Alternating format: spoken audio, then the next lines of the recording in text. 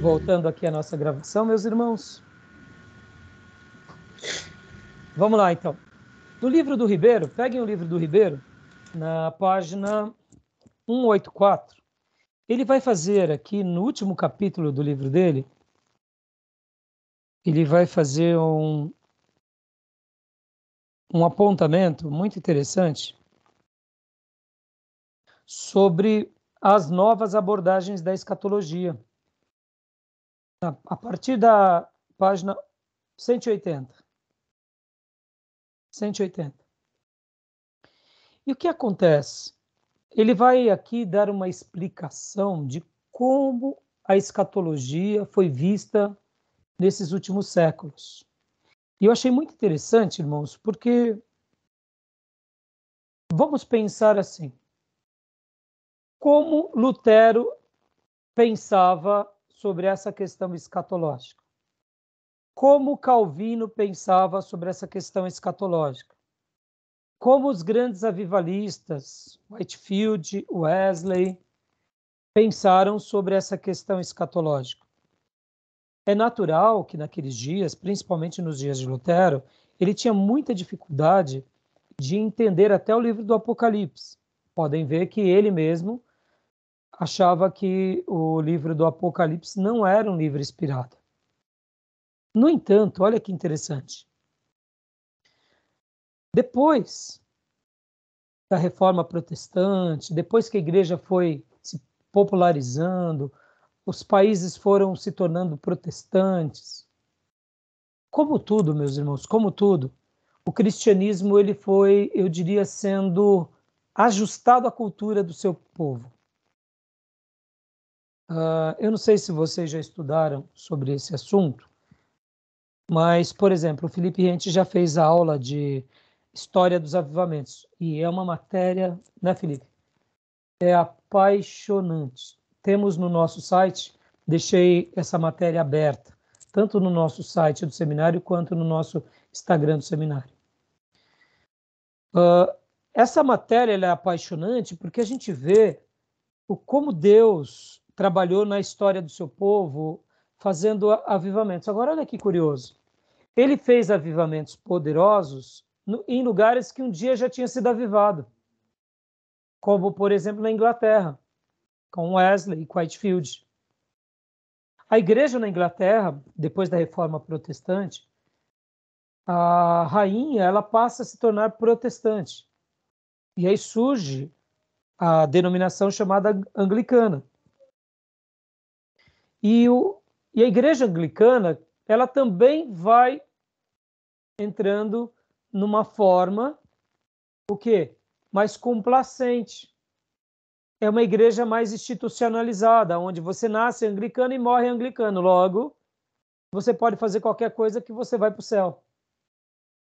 E aí vem Wesley e começa a ser essa voz que reforma a igreja anglicana. Por que eu estou falando tudo isso, irmãos?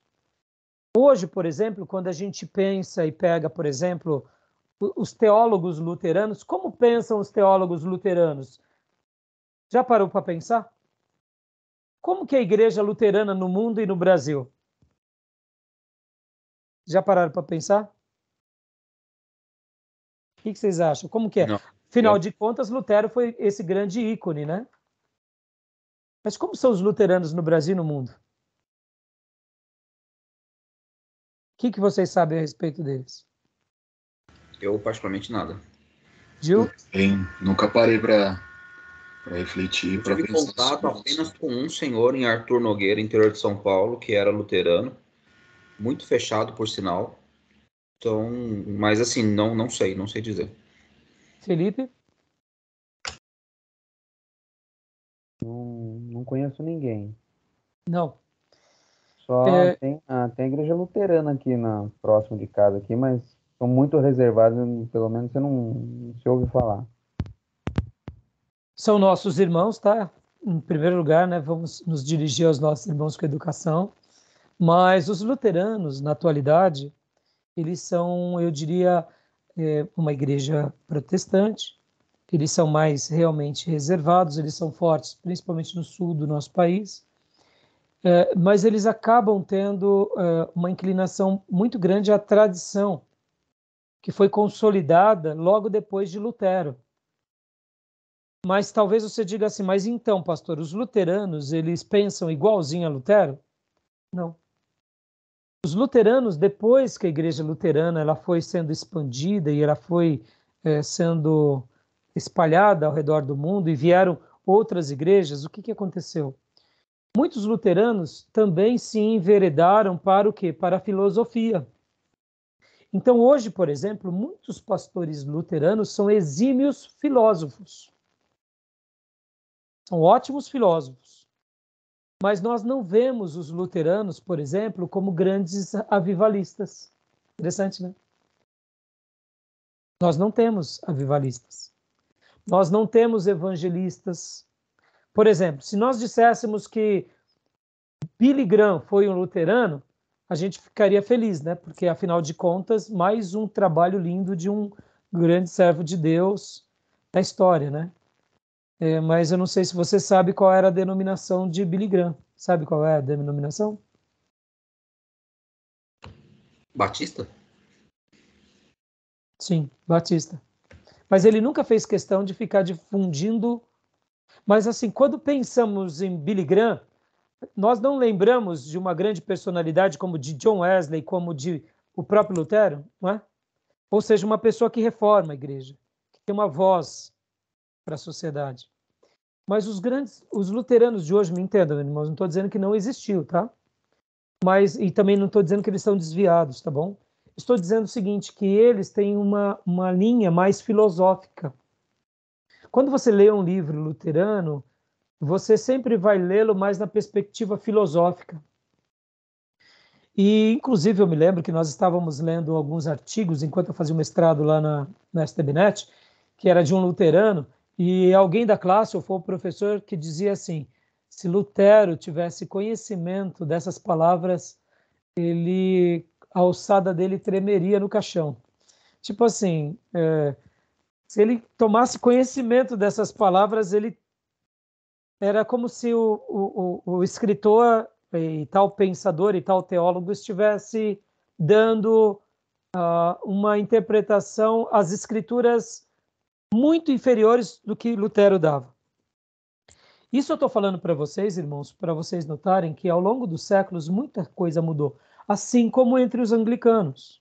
Por exemplo, Wesley, ele era anglicano, ele cria a igreja metodista, mas ele era um anglicano. Então, eu não estou aqui querendo denegrir a imagem das denominações, supervalorizar outras, mas o que eu estou querendo dizer é que ao longo dos séculos e com esse acomodar da igreja e esse acomodar da denominação, muitas vezes algumas doutrinas começam a ter mais uma interpretação humana. E vocês têm que lembrar que logo depois da reforma protestante vem o iluminismo, vem o racionalismo, e tudo isso influenciou também o pensamento teológico. Então, aqui nessa abordagem que o pastor Ribeiro ele vai tratar no capítulo 6 sobre as novas abordagens, a gente vai ver que muita coisa,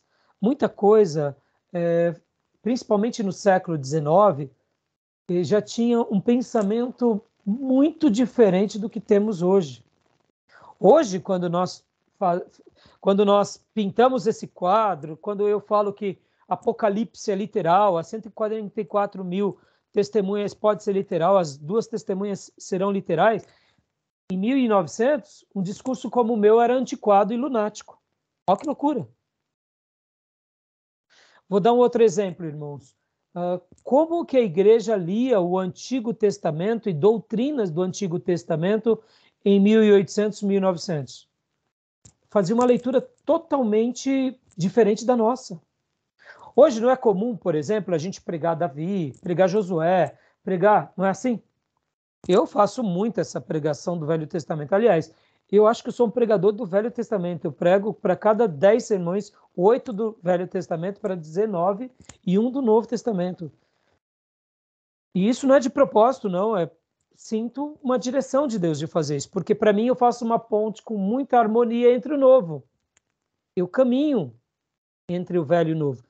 Mas 1700, 1800 e 1900, até 1900, não era pregado o Velho Testamento. O Velho Testamento, os teólogos extraíam só os princípios éticos e morais.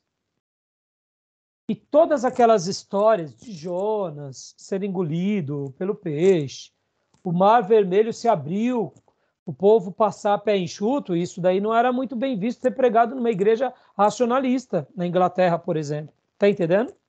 Como que você ia falar para cientistas que Moisés grita para o mar e fala para o mar, toca com a vara no mar e diz, abra mar, e o mar se abre? Isso aí era... Então, em 1800, 1900, muitas igrejas protestantes viam o Velho Testamento com certos olhos assim, será? Olha só, é aí onde nasce a linha liberal. Aí onde nascem esses teólogos liberais. Então, o que acontece? Esses teólogos liberais, é por isso que o Zé aqui ele vem fazendo uma abordagem sobre as novas abordagens da escatologia. E ele faz uma síntese aqui, principalmente da página 183 em diante, falando sobre principais teólogos que influenciaram a escatologia contemporânea. E aí ele fala em que ótica o Ribeiro está olhando. Ele pega esses liberais que influenciaram o pensamento teológico. Vamos supor, quando a gente diz o seguinte, que o milênio não é literal e que Apocalipse não é literal. Quem foi que influenciou? Foi esses teólogos, entendeu, irmãos? Esses teólogos que nasceram lá atrás e que pegaram muita força em 1800, 1900. Está entendendo? Ficou claro? Deu para entender? Deu para entender? Podem comentar. Deu sim. Deu? Então, Okay. leia para nós, pastor Johnny, aqui a primeira frase da página 181 do livro do Ribeiro. Gil, você vai para a página 183, tá bom? As novas abordagens da escatologia. Todas as doutrinas fundamentais da fé cristã foram reinterpretadas e contextualizadas durante vários momentos da história da Igreja, desde o século XIX, ampliando-se no século XX e tendo continuidade no século XXI.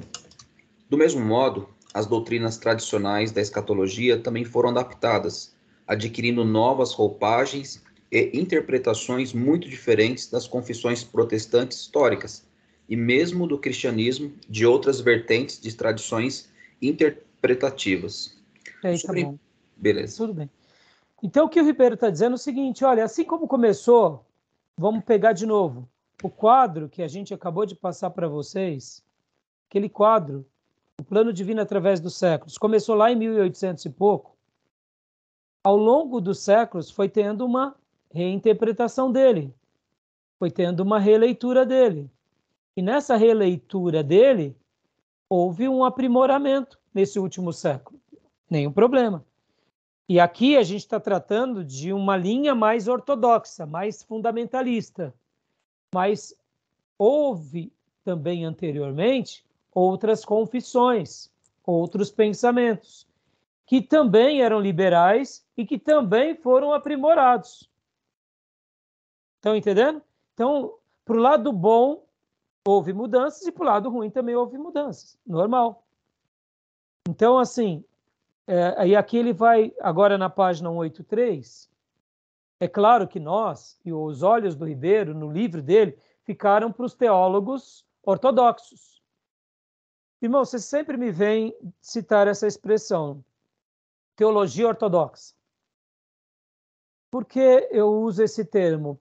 Porque eu acredito que os puritanos, os ortodoxos, eles são dessa vertentes onde eles conservam a boa tradição protestante. Poderia usar o termo fundamentalista, mas a expressão fundamentalista virou o evangélico fundamentalista, o fundamentalismo virou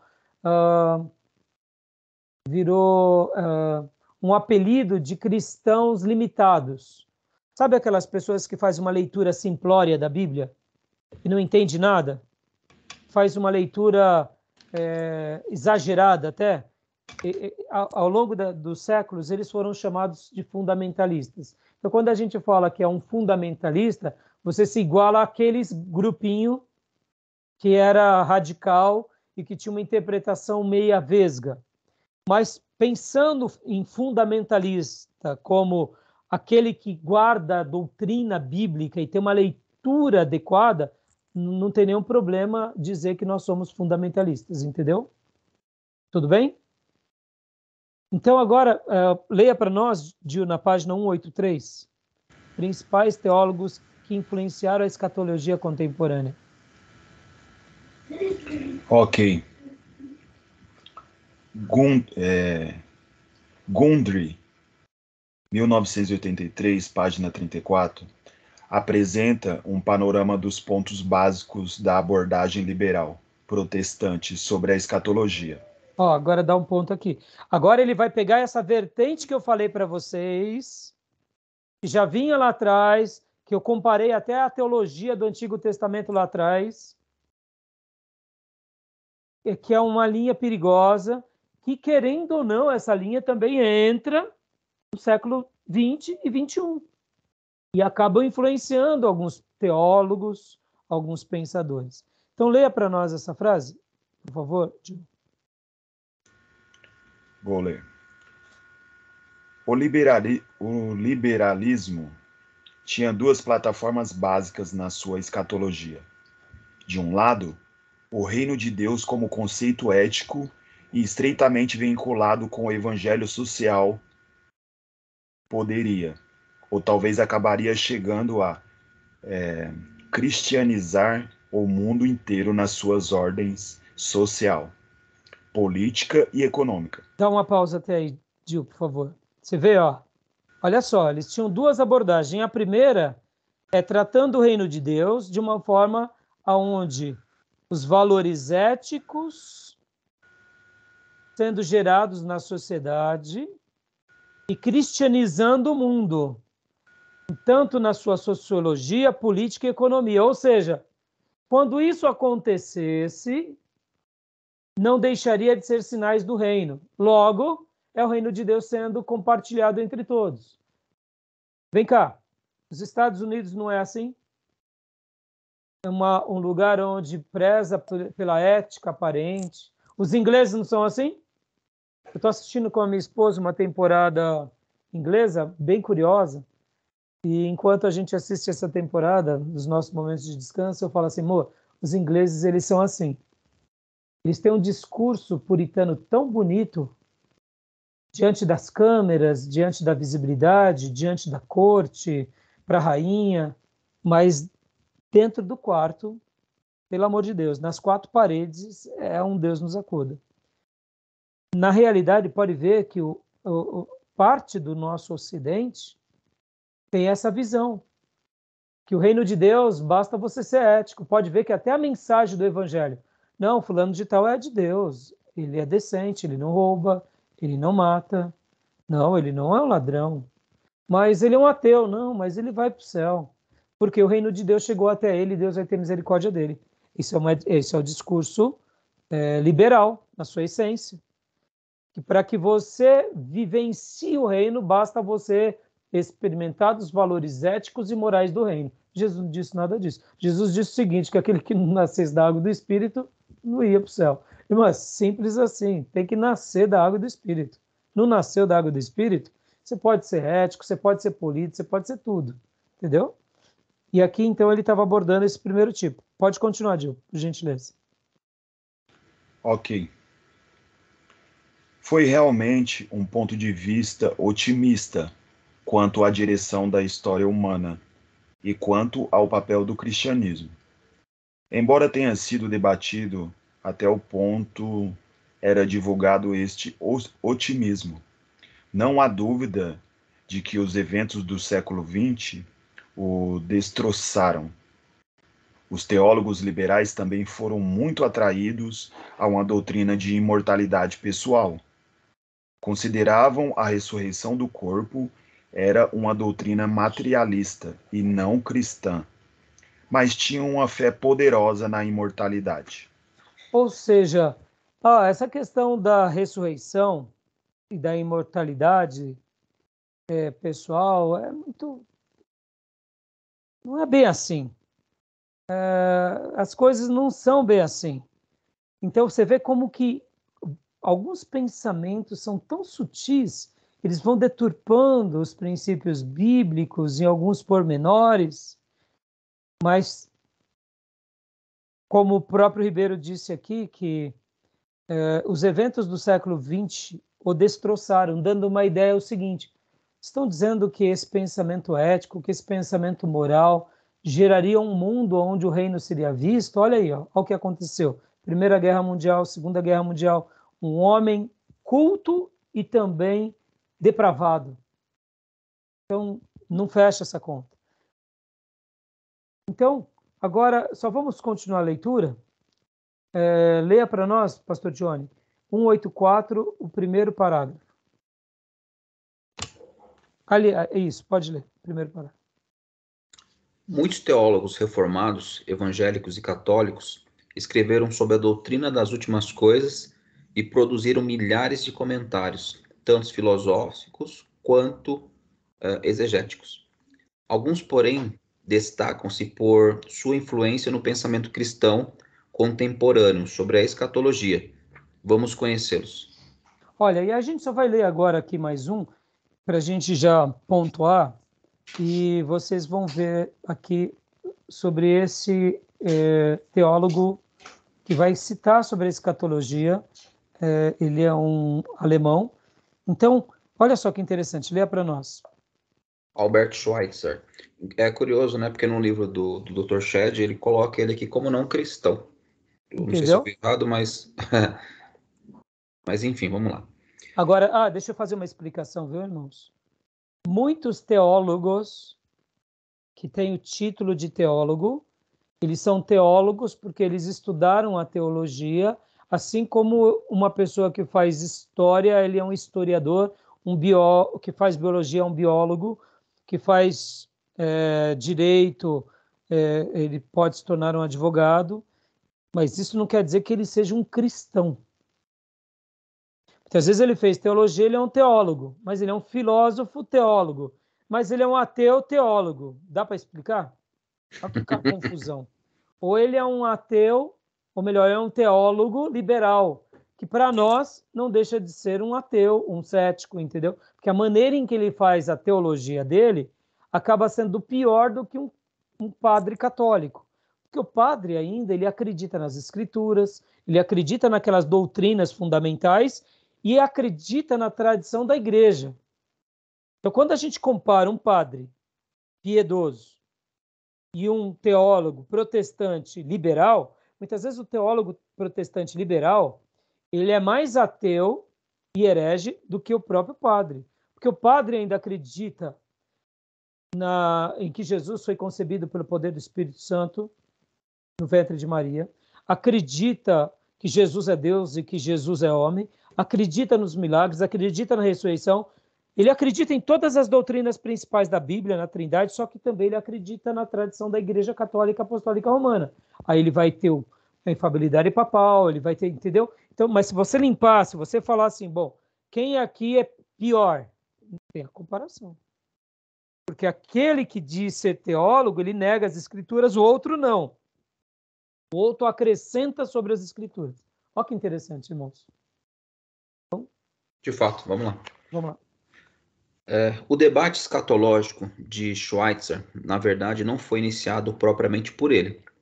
Antes de seus escritos começarem a se popularizar, o escrito de Johannes Weiss, bom, enfim, já havia iniciado o desenvolvimento de uma escatologia conhecida como escatologia consistente, que combatia o liberalismo da época com os mesmos métodos da exegese histórica crítica. Schweitzer entendia que Jesus realmente pregava um fim catastrófico, com distúrbios cósmicos, mas segundo ele, Jesus estava errado. Sobre... Então, olha só que abordagem, né? Entendeu? Aí onde me permitam aqui. Aí você pega um Fábio de Mello, citando Jesus, engrandecendo Jesus, anunciando o Cristo ressurreto, falando que precisamos olhar para ele para ser salvo. E aí você pega um teólogo alemão que diz que Jesus está errado.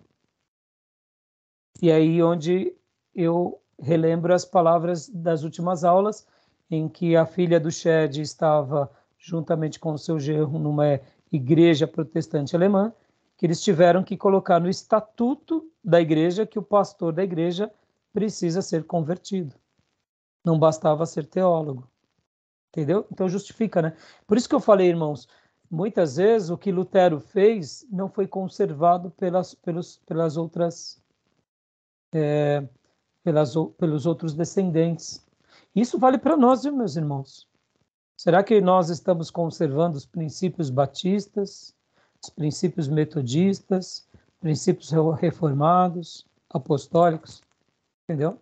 É uma profissão bem rentável, né? Então, acho que não é sem razão essa procura tão absurda aí de pessoas pensando realmente, acho que no ganho, né? Apenas no ganho financeiro. Então, continua a leitura, vamos ver o que ele diz que Jesus estava errado. Sobre a escatologia de Schweitzer, Grundy informa: Schweitzer via Jesus como essencialmente um fanático escatológico que esperava ver o reino de Deus irromper a qualquer momento. Dá uma pausa aí. Pensa num teólogo que te batizou, que fez o seu casamento, consagrou seus filhos, falar isso sobre Jesus. Entendeu? Aí se você falasse com ele, contra-argumentasse com ele, ele diria, mas Jesus não era essa pessoa fanática? O reino de Deus foi manifesto em Israel? Me prova cientificamente isso. Aí nós temos que ficar quieto, porque de fato só foi chumbo grosso para os cristãos e foi mais chumbo grosso para os judeus, mas a verdade de Jesus não deixa de ser menor, porque a afirmação dele está dizendo: Jesus realmente falou sobre o reino de Deus, o reino de Deus transformou pessoas, o reino de Deus foi implementado, ele não foi fundamentado como reino humano ainda, mas ele foi estabelecido. A prova que nós contra-atacaríamos Schwartzman seria de dizer que aqueles pelo qual creram em Cristo, pelos quais creram em Cristo, mostraram que esse reino era tão real que dedicaram a vida em prol desse reino, divulgar o reino, expandir o reino, e o reino chegou até nós hoje, porque o reino é espiritual para depois ser físico. Mas ele poderia contra-argumentar dizendo, mas está vendo, ele era lunático. Ele morreu, os apóstolos morreram, todo mundo que segue esse reino morre. E aí eu falaria para ele, de fato, você não é um difundidor, o divulgador desse reino e possivelmente você não morreria, mas também você não vai viver nesse reino, com certeza. Porque, irmãos, a mensagem do reino, ela nunca vai ser aceita por alguém que vê o reino fisicamente. Pode ver, os judeus queriam o reino de Israel fisicamente. Jesus disse que no tempo de Deus isso aconteceria. Os apóstolos, quando vem Jesus sendo elevado aos céus, um pouquinho antes perguntam, e quando o Senhor estabelecerá o reino? E os anjos vêm e dizem, vão trabalhar, vão pregar o evangelho, porque vocês não sabem que hora vai ser isso. Podem ver que hoje o nosso dilema entre uma pessoa humana e uma pessoa espirituosa é o verdadeiro cristão espiritual, ele está fazendo a obra do reino. Um carnal não vê o reino. O carnal vê que a gente é tolo, tendo um discurso tolo e influenciando pessoas tolas. Porque o carnal, ele quer ver algo consolidado. Mas o espiritual, ele vê o anúncio do reino, porque o reino de Deus está em nós, disse Jesus.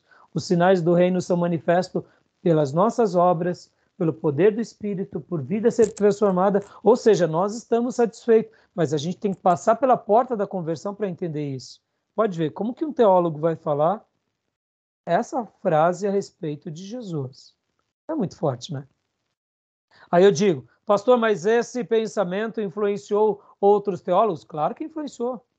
Muita gente se envereda por aí. Entendeu? Misericórdia. Continua, pastor.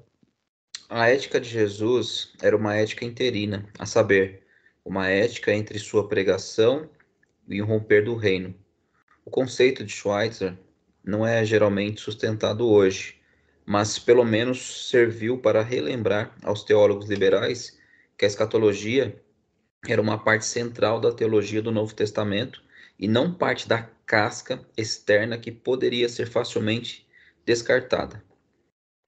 Então aqui, eu não sou conhecedor desse luterano, né? Pode ler essa última frase para a gente concluir esse ponto.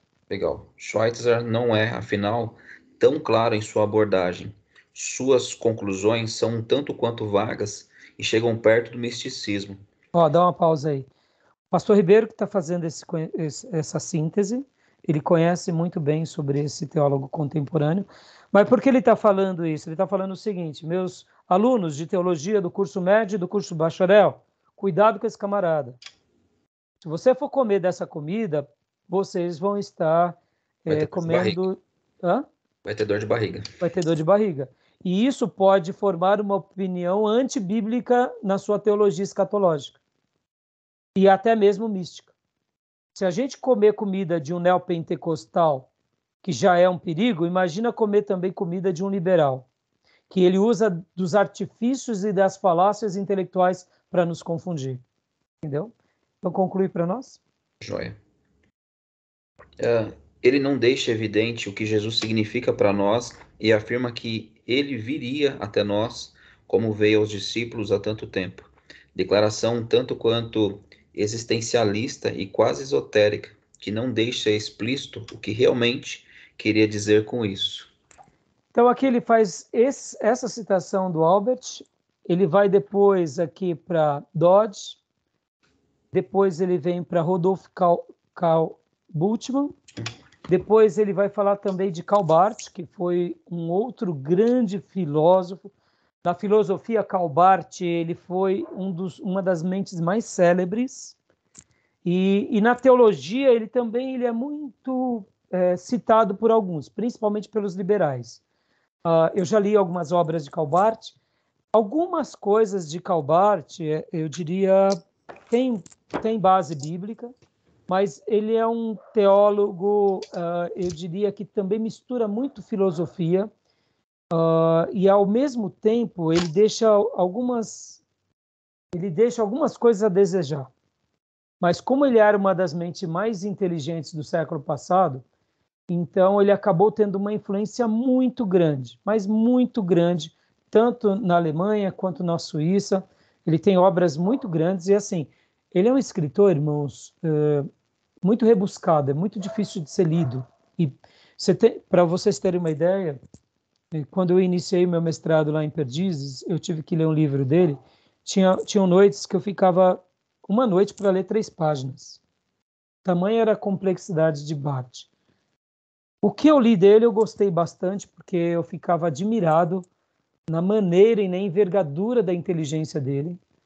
Alguns pontos bíblicos que eu li dele eu gostei bastante, mas ao mesmo tempo ele é considerado também um teólogo que tem a sua linha liberal. Então o Ribeiro vai fazer um comentário a respeito dele. Depois ele vai estar comentando sobre outros grandes teólogos, Paul Tillich, e aí ele vai citar até Rubens Alves, que também foi um presbiteriano de origem, depois ele se desligou da igreja, e ele também escreve muito sobre a teologia da esperança reformulada. E Leonardo Boff. E assim ele encerra essa parte. Porque o Ribeiro dá essa pincelada. Na filosofia, nós chamamos esse grupo de filosofia, os teólogos contemporâneos. Quando a gente aprende um pouco sobre a filosofia, nós estudamos esses filósofos como filósofos contemporâneos. São teólogos e filósofos. Quando a gente pensa assim, não, pastor, mas eles não influenciaram muito a igreja, não. Sim, irmãos, eles influenciaram. Principalmente a igreja da Europa e a igreja americana. Muita coisa tem a ver com eles. Pastor Ribeiro faz esses apontamentos para mostrar o seguinte: tomem cuidado, porque essas teologias e essas escatologias, ou elas vão pender para o liberalismo, ou vão pender para o misticismo, ou vão pender para a ética, para um padrão só ético. Eles não vão ser defensores dessa linha mais reformada, dessa linha até mais pentecostal, que tanto, na minha opinião, abençoou a igreja brasileira. Hoje é comum a gente ouvir de um não crente sobre o anticristo uma hora vai aparecer. O anticristo qualquer hora vai aparecer. Será que é uma trombeta do Apocalipse, tal coisa que está acontecendo? Essa é uma influência positiva dos nossos irmãos pentecostais e reformados, que acreditam na Bíblia. E que vão pregando isso vai gerando uma curiosidade no coração das pessoas. Mas sem essa nova leitura, o que teríamos hoje seria mais uma leitura mais humanística. O mundo está entrando por uma nova transformação social. Mas será que é o anticristo? Não, isso daí o anticristo é cada um que se levanta contra Deus. Se não fosse essas correntes, esses irmãos, esses teólogos, tanto do aliancismo, quanto do dispensacionalismo, quanto até mesmo de alguns reformados, a gente não teria esse discurso tão montado. E é por isso que a gente tem que também agradecer a Deus por eles e também ser um pouco complacente com relação à maneira em que eles enxergam. Se eles enxergam de uma forma mais limitada, vamos dar o direito da dúvida e orar por eles para que eles possam compreender de uma forma mais ampla, já que deduzimos estar indo para um caminho mais teológico e mais, eu diria, mais aberto a algumas mudanças. Tá bom? Tudo bem? Deu para entender o ponto de vista do Ribeiro aqui? O senhor poderia citar alguma denominação na atualidade que se autodeclara liberal? Então, o problema do liberalismo é que ele está dentro dos históricos, para piorar. Sim. O liberalismo não está dentro da teologia neopentecostal. A ideia neopentecostal é liberal. Essa é a minha dúvida, na verdade. Eu queria entrar nesse mérito mesmo. Porque, do ponto de vista dos neopentecostais, eu acredito que eles sejam liberais. Então, eles são liberais, mas não na teologia. Eles são liberais na forma mercadológica. Eles usam o mercado para fazer a igreja. Podem ver que a igreja deles são empresas. Se comunicam como empresa, têm os seus ministros como empresa. Então, aonde entra o lado errado? Os neopentecostais têm uma teologia frouxa. O que importa para eles é fazer com que a igreja seja uma máquina de prosperidade, aonde eles usurpam dos mais fracos e dominam sobre eles. São liberais no que se diz respeito ao seu ensino, mas não é nem liberal, porque quando a gente fala que uma pessoa é liberal, ele tem uma interpretação racional. E lá entre os neopentecostais, eles são antirracionais. Podem ver que quando alguém questiona o seu pastor, a primeira coisa que eles falam é: não questione o seu pastor, porque aqui é a voz de Deus. Deus vai pesar a mão, né? Deus vai pesar a mão, porque é o Espírito Santo me revelando, entendeu? Então eles não chegam nem a ser liberais, eles chegam a ser opressos. Eles são liberais na palavra, no sentido de serem frouxos, liberais no sentido de não serem zelosos.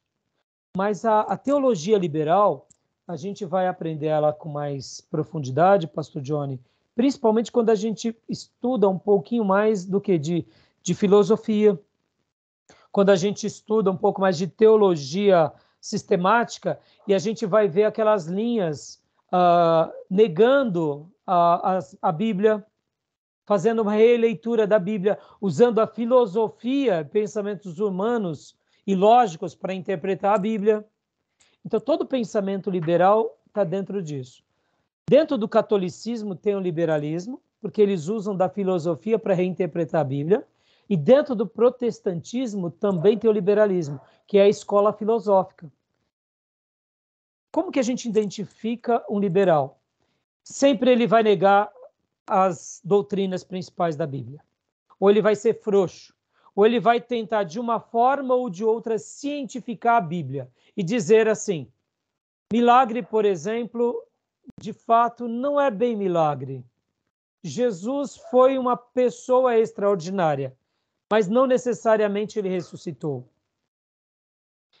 Aí talvez você chegue para um pastor liberal e diga, então quer dizer que ele não é o Messias? Não, ele é o Messias, mas ele não é Deus. Ele é um líder extraordinário, assim como Gandhi foi um líder extraordinário. Entendeu?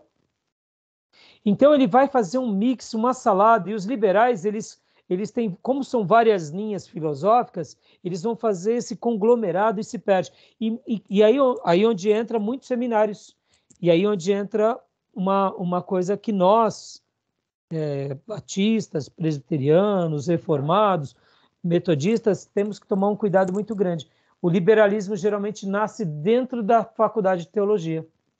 Por quê? Porque a gente começa a estudar a Bíblia e começa a dialogar com o mundo científico, e quando começa a ver, começa a unir as duas coisas, e quando vai ver, a gente se perde. Aí tem o grupo dos simplórios, que acreditam na Bíblia, acreditam nos milagres, acreditam no poder de Deus, e tem o grupo esclarecido, que pega a Bíblia como um padrão ético, moral e espiritual, e extrai as lições, mas não crê em tudo que a Bíblia diz. Esse é o grupo liberal.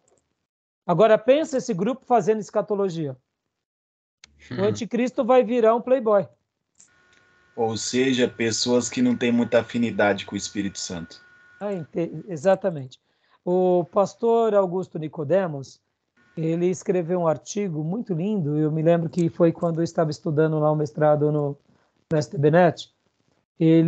Nesse artigo dele, ele dizia assim, que você nunca vai ver um liberal fazendo vigílias, nunca vai ver um liberal jejuando, orando, enviando missionários para o campo, abrindo novas igrejas, orando por avivamento. Porque eles estão muito satisfeitos apenas no conhecimento da história. O liberal, ele tem uma paixão por estudar a história e está satisfeito com a história, mesmo que toda aquela história não tenha uma aplicação presente para ele. E se tiverem em parte, ele está muito satisfeito com isso. Em outras palavras, ele é uma pessoa apaixonada pela tradição, mas ele não é apaixonado pelo Cristo ressurreto que o comissiona. Ele não tem essa inclinação fervorosa, essa inclinação. Para eles, isso é parte de um credo, de um grupo que não é muito esclarecido. É um grupo muito simplório. E nessas horas eu quero fazer parte desse grupo simplório e não tanto esclarecido. Como se Paulo não fosse esclarecido, né? Beleza? Tranquilo? Esclareceu, pastor? Obrigado. E aí, ó, na página 191. Felipe, você está com o seu livro? Vou pegar. Tá. Porque aí eu acabei não pedindo para você ler, né? Só leia para nós aqui a página 191. Tensão entre a escatologia clássica e as novas abordagens escatológicas. Pode ver que ele já coloca tensão, né, irmãos? Há uma tensão. Irmãos, a tensão sempre vai existir. Página 191, Felipe. Só essa primeira parte do 6.2, tá?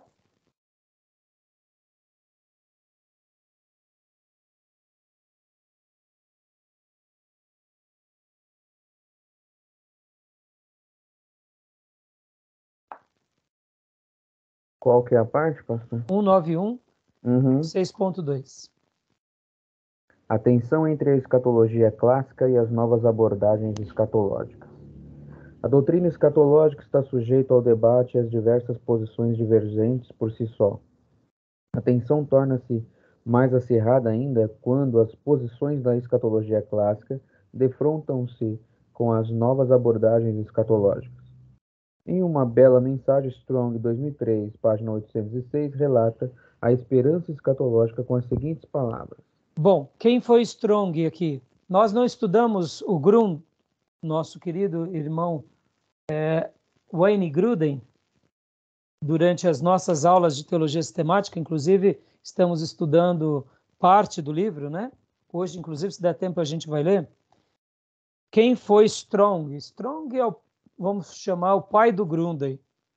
Strong é o pai das teologias escatológicas. É um grande teólogo que influenciou gerações. E essas outras gerações escreveram os livros. Então, é um teólogo fantástico. Leia para nós aqui. A fé numa segunda vinda de Cristo perdeu seu apoio em muitos cristãos em nossos dias, mas serve para estimular e admoestar o grande corpo e nunca podemos dispensar a sua solene e poderosa influência. Olha, dá uma pausa aí. Você vê, o próprio Gruden estava fazendo uma crítica, que nos dias dele, esse assunto da volta de Cristo, ou da segunda vinda, tinha perdido o seu apoio. Ele está resgatando isso. Ou seja, ele é um ortodoxo. Irmãos, assim, por que nós usamos o livro do Wayne Gruden e não de Strong? Porque Strong é o triplo de Gruden, entendeu? Então, assim, volume 1, volume 2. É uma coisa fantástica, tá bom? É verdade que Cristo vem nos avivamentos dos Pentecostes e nas destruições de Jerusalém, nos movimentos da reforma e nas revoltas políticas, mas estas são apenas precursoras de uma outra volta de Cristo literal e final para punir os ímpios e completar a salvação de seu povo. Aí, Felipe, por favor. Olha só, ele já... Olha como ele resgata, olha como ele é. Irmãos, eu amo... É assim, irmãos, nessa hora eu sou um batista, eu diria, orgulhoso. E quando eu falo nesse sentido, eu falo como pertenço a essa tradição. Mas eu também me orgulho de um Strong, como me orgulho de um Calvino e de um Lutero, entendeu? Ou seja, temos pais e temos líderes da igreja com tamanha envergadura que só a sua obra já serviria para nos esclarecer, para nos iluminar, no sentido de nos conduzir a uma compreensão do texto sagrado, mesmo naqueles dias com as suas limitações, mas eles não perdiam aquilo que eu falei no início.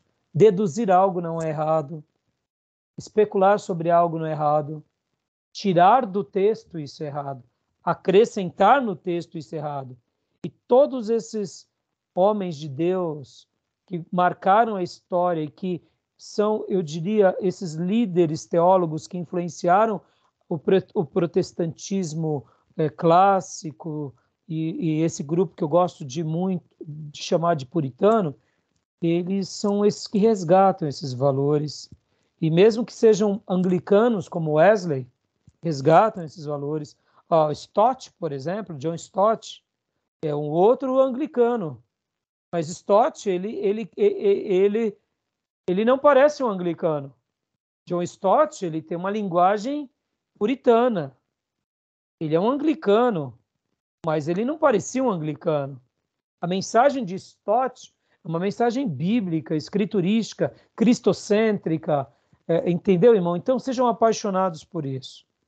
Eu acho que se um dia lá no céu o Senhor falar para mim, Raimundo, ou pastor Raimundo, estou feliz por você, vou te dar aqui esse galardão aqui, porque você ensinou os meus seminaristas a amarem a minha Bíblia, eu vou estar satisfeito.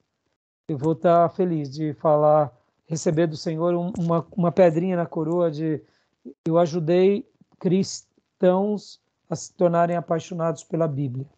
Eu influenciei ministros a serem defensores da verdade. Eu acho que eu vou me sentir felicíssimo de ter abençoado vocês e outros que passaram pelo seminário. Porque, irmãos, eu vejo em Strong isso. Em algumas linhas, olha como ele resgata a beleza do Evangelho, né? Lindo, né, Felipe? Continua, por favor, filhote.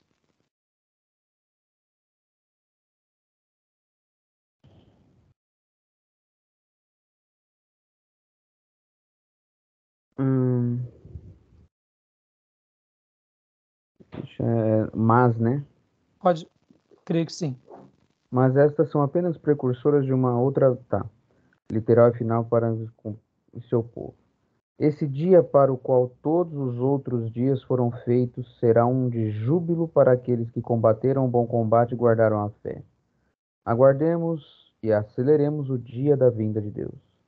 Os jacobitas da Escócia nunca deixaram de trabalhar e sacrificar-se pela volta do rei. Nunca provaram vinho sem brindar o príncipe ausente.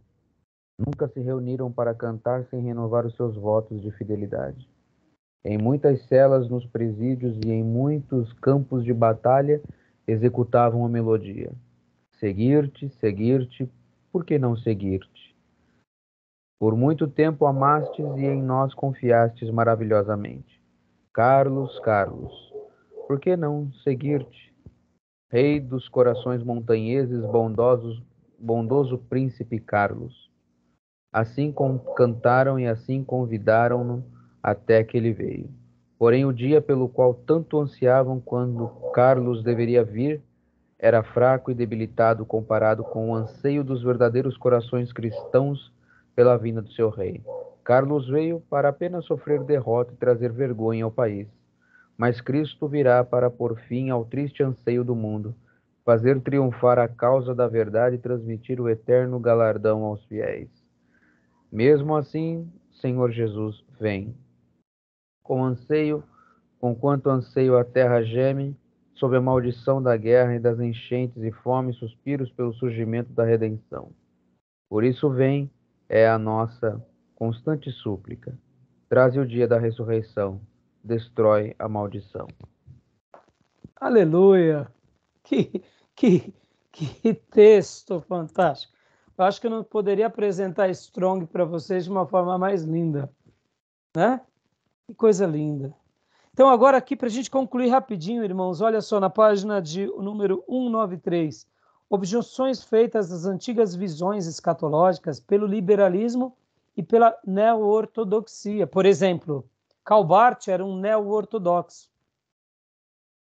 Ele diz o seguinte, que a Bíblia não é a palavra de Deus em si, que a Bíblia é a palavra de Deus quando o pastor está pregando no púlpito e pronunciando. Essa é uma ideia neo-ortodoxa. Imagina, não é que ele não diz que não contenha, mas Karl Barth, ele faz uma afirmação dando essa ideia de que quando pregamos o ensino de Deus no púlpito, ali é Deus se comunicando. Seria mais ou menos isso. Olha só, a neo-ortodoxia, por isso que eu digo assim, muitas vezes, quando eu falo, e eu disse hoje, por exemplo, várias vezes, a teologia ortodoxa, eu estou querendo dizer, vamos olhar para aqueles pais da igreja, vamos ser ortodoxos. Vamos ser neo-ortodoxos, pastor? Cuidado, porque os novos ortodoxos, eles têm leituras que não coadunam com aquela leitura. Eles mesclam filosofia, mesclam pensamentos humanos, deturpam uma coisa aqui, outra acolá, Karl Barth um pouco aqui, outros muito acolá. Outros vão dizer, por exemplo, que, só para vocês terem uma ideia, que os milagres do Velho Testamento e do Novo Testamento e as histórias de Jesus são histórias da carochinha, foram criadas como histórias, como fábulas. Dá para imaginar um teólogo citando isso, ensinando isso na universidade, ensinando isso no seminário? Desculpa, pelo amor repete, de Deus, foi o Karl Barth que disse isso? Não, isso não, outros teólogos. Okay. Karl Barth, ele era um neo-ortodoxo. Ele não, dos filósofos, Karl Barth, irmãos, Karl Barth, para muitos teólogos, Karl Barth não foi nenhum um protestante fiel. Eu não creio ser assim. Na minha opinião, ele foi um protestante, ele era um filósofo, então ele mescla muito essas duas coisas e ele se perde um pouco, na minha visão. Mas eu não tenho condições de julgá-lo na sua filosofia, porque eu não tenho aquela envergadura. Eu creio que ele era um teólogo, que ele era um homem de Deus. Mas ele, dentro dos teólogos, ele é um neo-ortodoxo, e dentro de um grupo de teólogos, Karl Barth não é bem visto, pelo contrário, Karl Barth é mal visto. Eu não penso assim dele, Mas, por exemplo, Paul Tillich eu já não penso assim, Bultmann eu já não penso assim, e muitos outros teólogos eu não penso assim. Para mim, eles eram teólogos e desviados, anticristãos, entendeu? Faziam mais o trabalho do anticristo do que de Cristo. Tá bom, meus irmãos? Então, o que eu disse há pouco é que para alguns teólogos dessa linha liberal, eles diziam que os milagres de Jesus e que as histórias de Jesus são contos da carochinha, são mitos que foram escritos. Agora pense você ouvindo uma mensagem de um pastor que afirma isso. Pelo amor de Deus. Eu não sei se vocês já ouviram falar da história de um pastor que ele era liberal, e toda vez que ele pregava na igreja, ele dizia assim: irmãos, essa parte da Bíblia, ela não é inspirada, tá bom? Aí, de repente, ele ia pegar uma outra passagem e falava: olha, essa parte aqui, ela é inspirada, tá bom? Porque o liberal, ele tem essa petulância de dizer o que é, o que não é. Estão entendendo, irmãos? Eles acrescentam e tiram. Ou eles colocam. E aí um dia esse pastor foi fazer uma visita para uma irmã da sua igreja e chegou lá e ele falou assim: irmã, a irmã me empresta a sua Bíblia, que eu vim aqui orar pela irmã e vim fazer uma oração, mas eu queria deixar uma palavra com a irmã. Ela pegou a Bíblia e falou: está aqui, pastor. O senhor quer alguma coisa? Aí ele disse assim: eu aceito um copo d'água, minha irmã. Fiz uma longa caminhada. Aí na hora que o pastor pegou a Bíblia e começou a ver, a Bíblia da irmã toda picotada. Sabe que nem gibi de criança que corta os quadrinhos? E o pastor ficou desesperado, falou assim: pelo amor de Deus, o que aconteceu? E a Bíblia muito picotada. Chegou para a irmã e falou assim: irmão, o que a irmã fez com a Bíblia? Cortou a Bíblia? E aí a irmã falou assim: pastor, o senhor toda vez que vai lá no púlpito e diz, essa parte não é inspirada, eu vou lá e arranco ela, não quero. Só quero aquilo que é a palavra de Deus para mim. De rir, né, irmãos? De rir, para não dizer chorar, né? Imagina a consciência desse homem de saber que ele, durante semanas, durante meses e anos, influenciou pessoas a achar que esse livro tem erros, que esse livro tem falhas, que esse livro tem coisas que são e tem coisas que não são. É muita arrogância ou não é? É muita. Então, meus irmãos, eu vou parar aqui a gravação, porque agora a gente vai para o nosso último bloco, e aí eu vou ler aqui a página de número 93, e depois eu só vou pontuar os outros assuntos da minha pauta que eu tinha, e vou deixar a tarefa para vocês lerem e estudarem, porque não vai dar tempo, tá bom?